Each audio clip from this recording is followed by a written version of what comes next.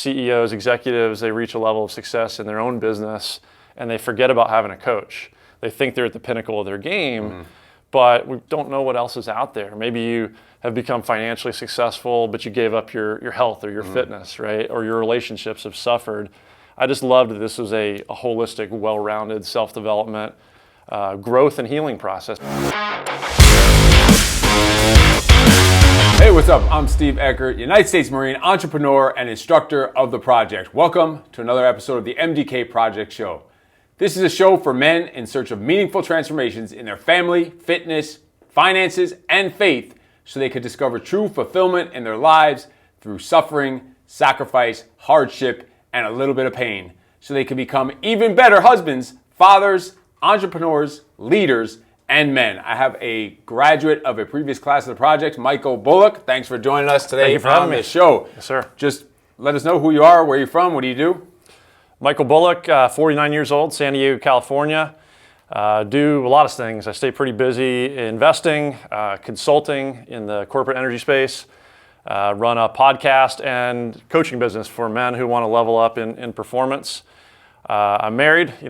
Choosing our partners in life and business is one of the most important things we can do. So married to a wonderful, beautiful fireball of a woman, Bibiana, and my son, 13-year-old Michael, just kick-ass young man. Awesome. Thanks for coming in and joining us. You're here to help out for this next upcoming class of the project, right? How are you looking forward to that? Yeah, honored to be here. Super looking forward to watching the process from the other side of the curtain.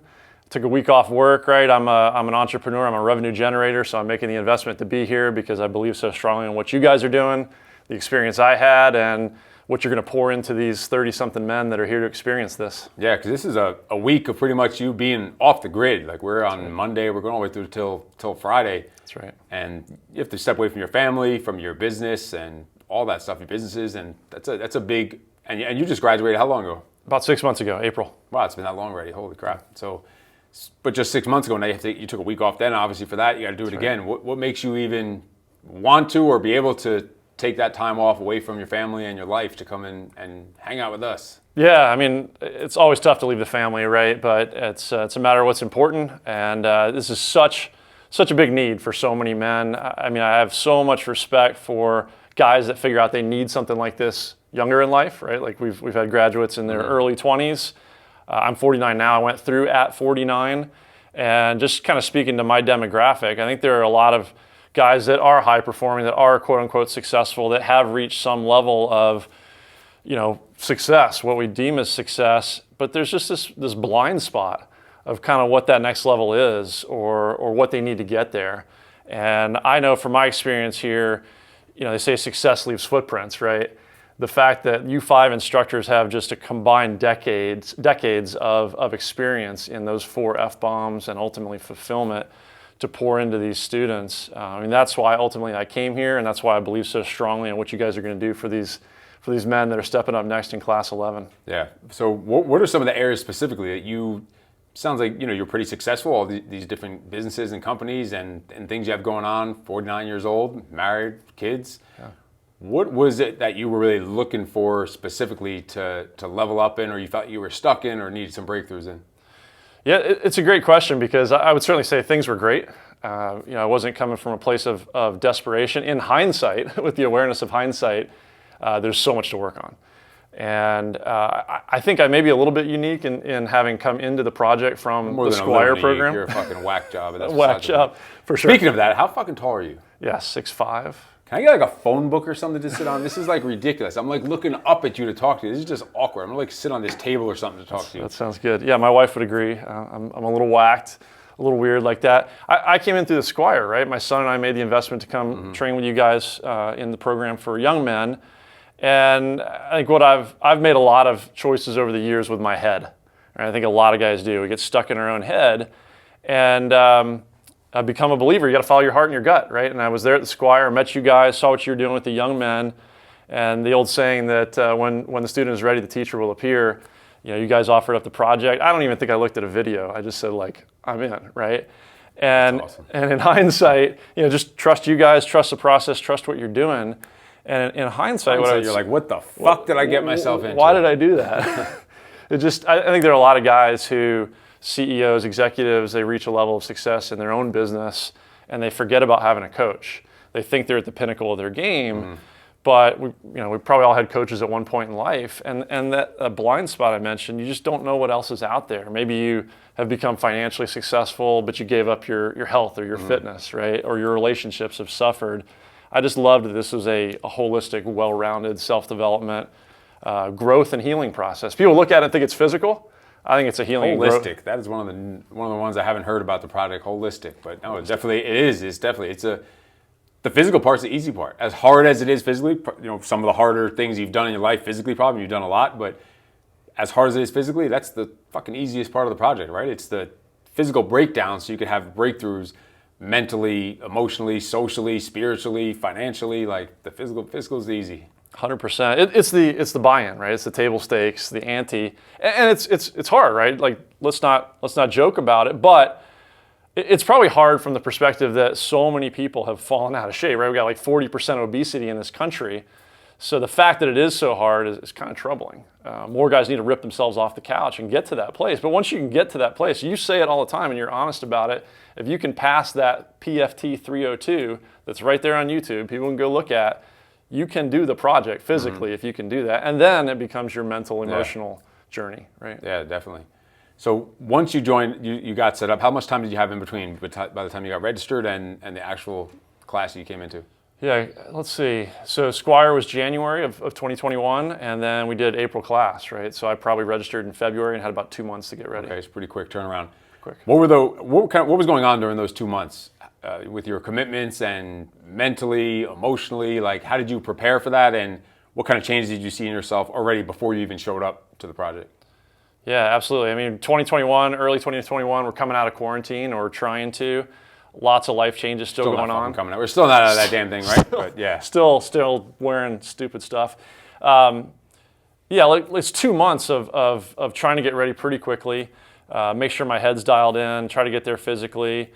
And I guess I noticed one thing about myself in registering for events that I'll cruise, let's say I had 8 weeks. I'll cruise along for 6 weeks preparing, and just the discipline of that preparation that you guys offer, that the team going in provided, getting to know some of my teammates beforehand, great. I'll get to like 2 weeks ahead of an event like this, and then things start to crumble mentally, right? Start to have the self-doubt, my subconscious takes over. I'll jump off a wall, injure my foot, right? I start having these injuries, quinjuries, self-doubts. Yeah.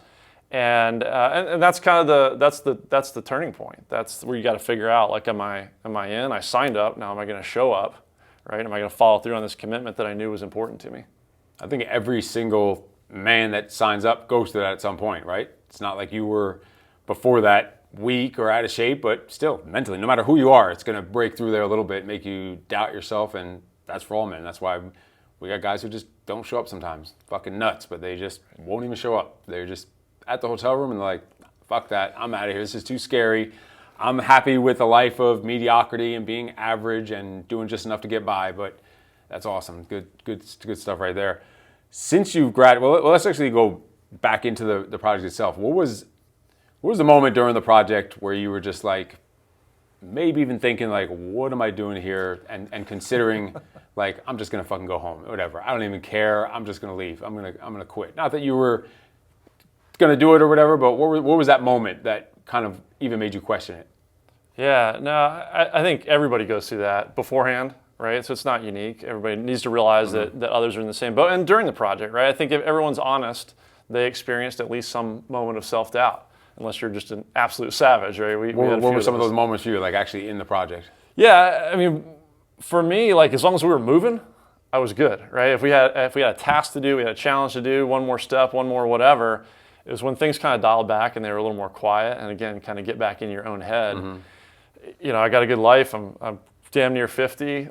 I started having those thoughts of like, how much more of this do I need, right? Like I'm away from my family. So at the same time, is crawling in the mud gonna help me be a better husband to my wife? This is bullshit. I'm out of here.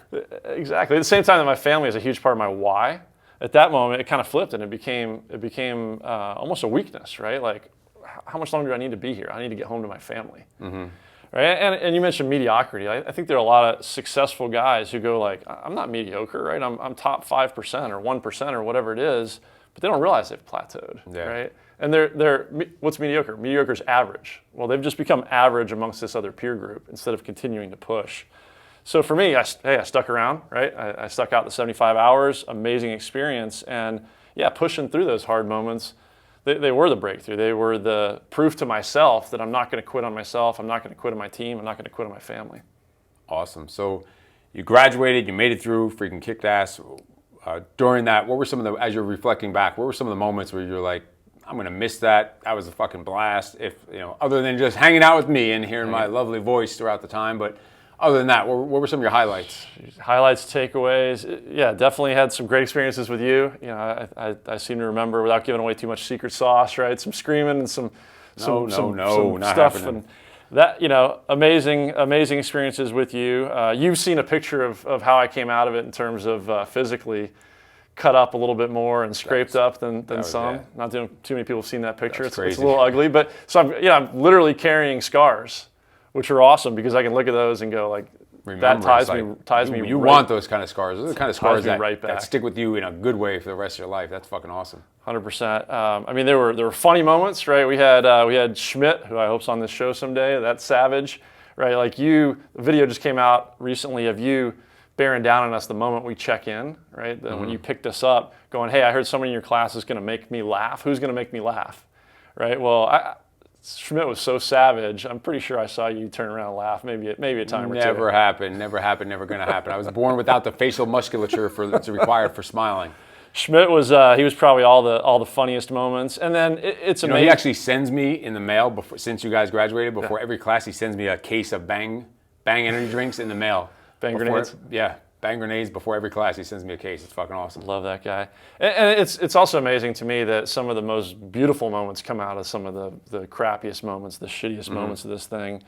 Whether it's a shooting star, whether it's the class that had the cat that crawled through the pit with them. And to me, that was what one of the breakthrough moments was. No matter how hard it gets, like this thing is a metaphor for life, right? But no matter how hard it gets, just having an appreciation, a gratitude for what you're going through. You're never going to be in that one place at that moment with those people ever again, right? It's so unique. Just appreciating the moment, and then there's so much that opened up out of that. Awesome. And so now you graduate, and you drove down here, I guess, for your class. You actually drove here. You're only a couple hours away in San Diego. So you drive back home. What's going through your mind when you're driving back home? And then right when you show up at home, what's like the immediate impact that you feel the project had in your life? Like day one, you're back in San Diego. What's different? Besides my wife seeing what my body looked like, going, "What the hell did you do?" Right? And I also mentioned I drove back. Another guy that graduated with me asked me for a ride. Right, and you kind of start to touch on brotherhood. Like I didn't know this guy 75 hours ago, and all of a sudden he's like, "Hey, can you drive me 2 hours away? Like, get in, let's go."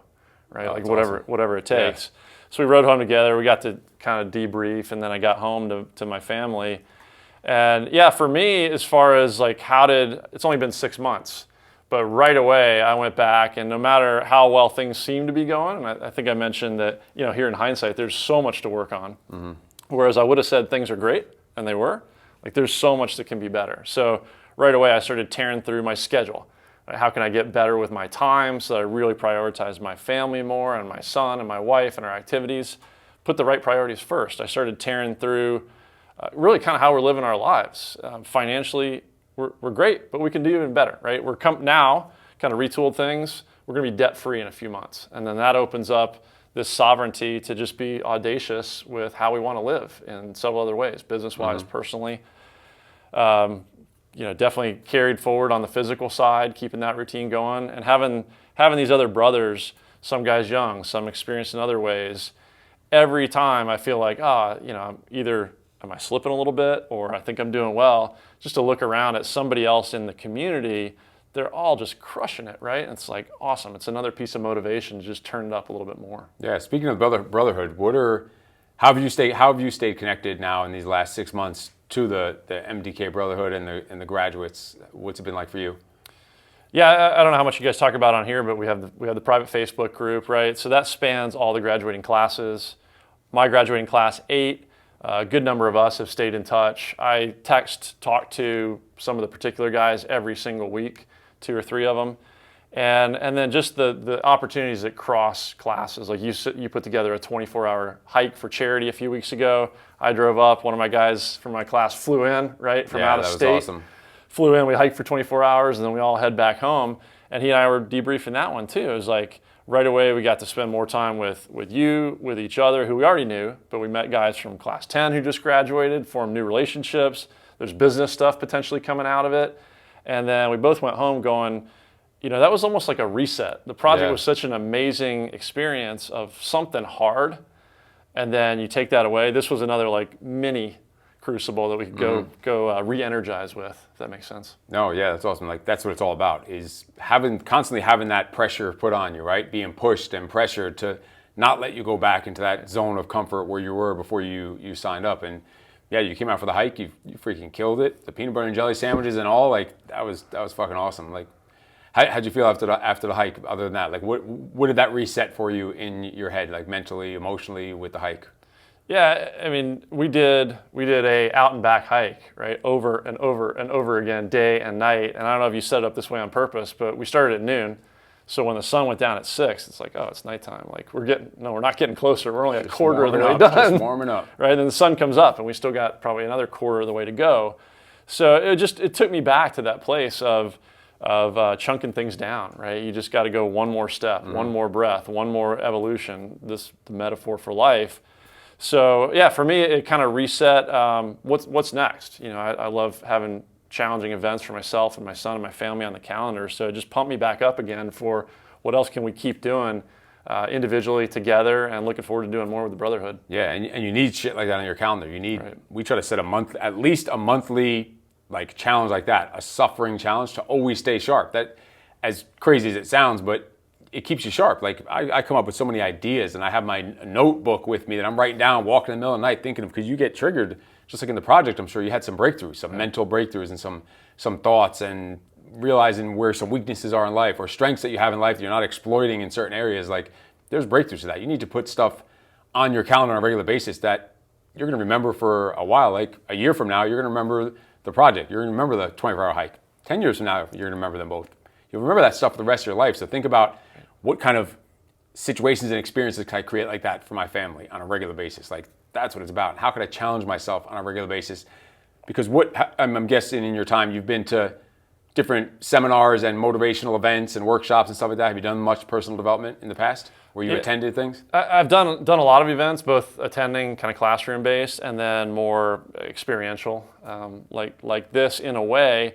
But out of all those things, great communities and some communities of practice and some peer groups and things like that. But I used the word holistic earlier, right? Like nothing quite like this in terms of the way it all comes together, the way it's multifaceted like that, and then the tightness of that community of practice after the fact. It just continues, right? So it's ongoing, no like campfire effect. You're not showing up Monday all motivated, but by Friday the next week you're back in that rut that you were in.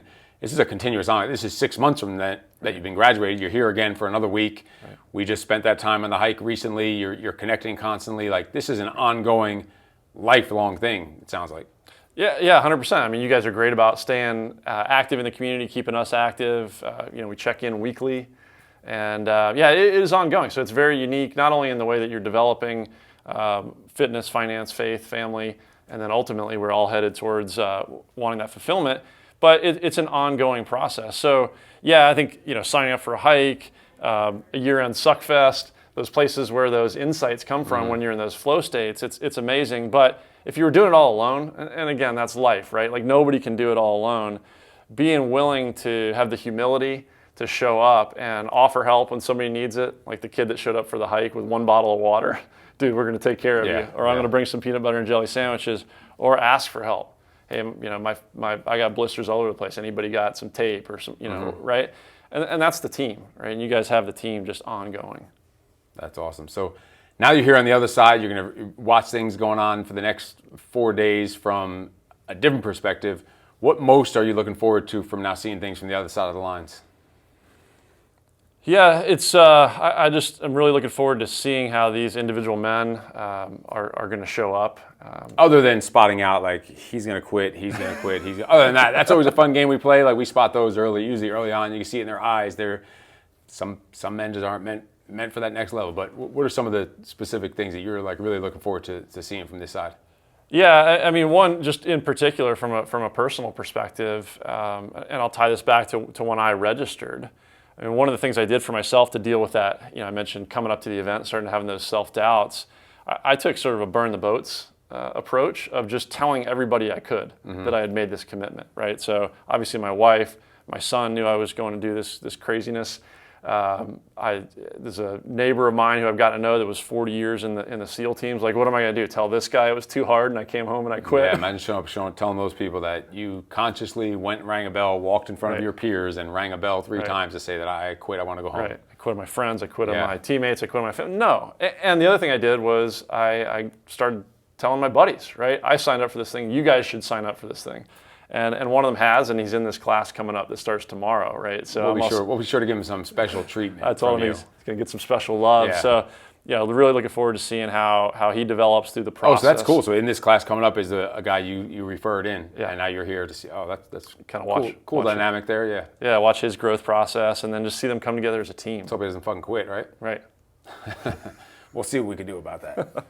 We'll see how that goes. So speaking of those men coming in tomorrow, now from the other side, you've experienced it. You've experienced the brotherhood now, and you're leveling up in all kinds of areas of life.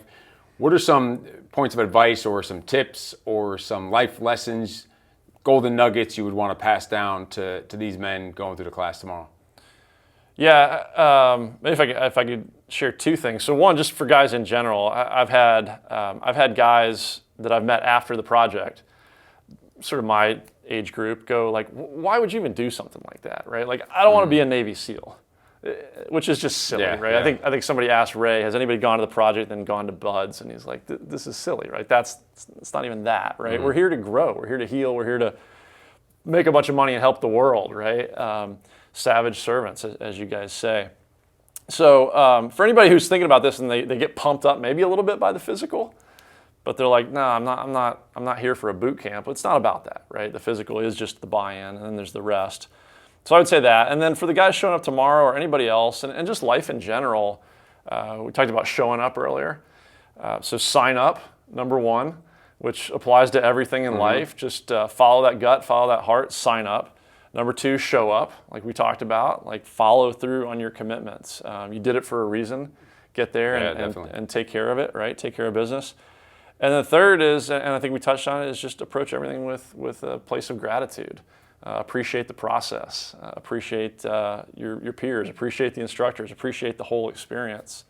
I know you're into the Stoics, right? I don't know if Aristotle is a Stoic or pre-Stoics. Yeah. I was just reflecting on one of his quotes this morning that kind of summed up for me and hit home for what we're going to see in Class 11 here coming up. And it goes something like, we are what we do.